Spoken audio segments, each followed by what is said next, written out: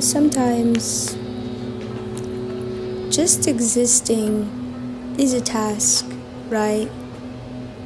I'm not gonna sit here and say, oh my gosh, life is so hard.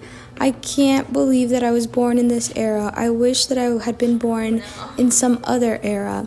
No, I am very well aware of the luxuries and comforts that modern day life is able to provide for us humans today, especially as a little Gen Zer. However, I will say that there is definitely more struggle now internally, more struggle than ever before. In the past, survival was the objective, right?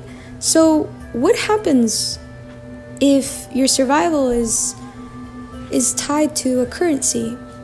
And what happens if you somehow are able to hijack the social order and obtain financial freedom, which a lot of people in the first world have, right? What's next, right? If you've somehow been able to tap into that currency and now you get to just stay home and do what you want with your free time, what do?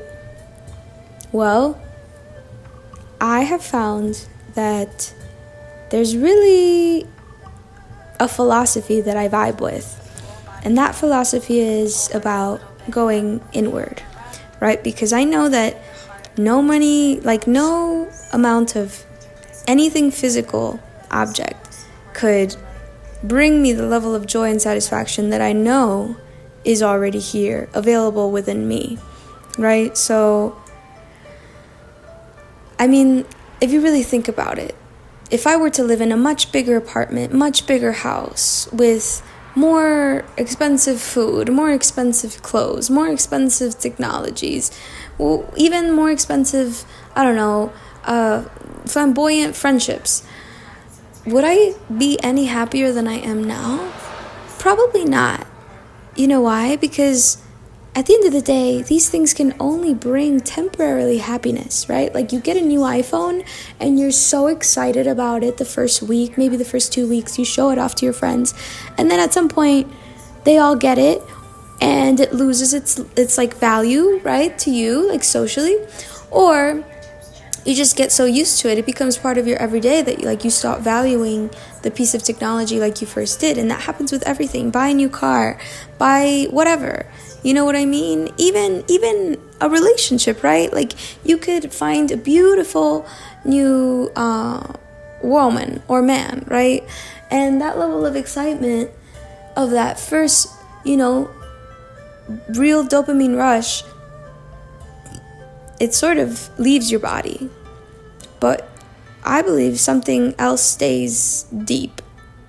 And those are the things that money can't buy. Ha ha ha. Such as just learning to cultivate simplicity in the day-to-day life, right? So here I am cutting up some carrots and I just said, sometimes I don't feel like juicing. You know what I mean? Sometimes you don't even feel like eating that thing that tastes good or even the healthy thing. You're just kind of fed up with everything. You know what I mean?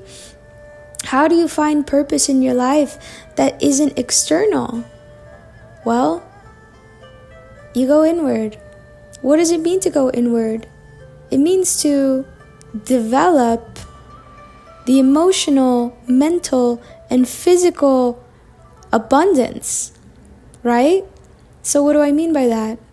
I guess emotionally, it's to be grateful for the nuances and the monetary sort of mundane tasks that we have to do every day to keep ourselves alive.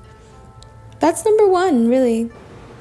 Number two is ultimately seeking a higher sense of being and purpose. It's part of the reason I really like science, is that it's infinite, although it stays external. So lately I've been reading about a different type of science, which is the science of religion. And now, before you roll your eyes or before you get all skeptical about what that means, like, I'm not trying to convert anyone here.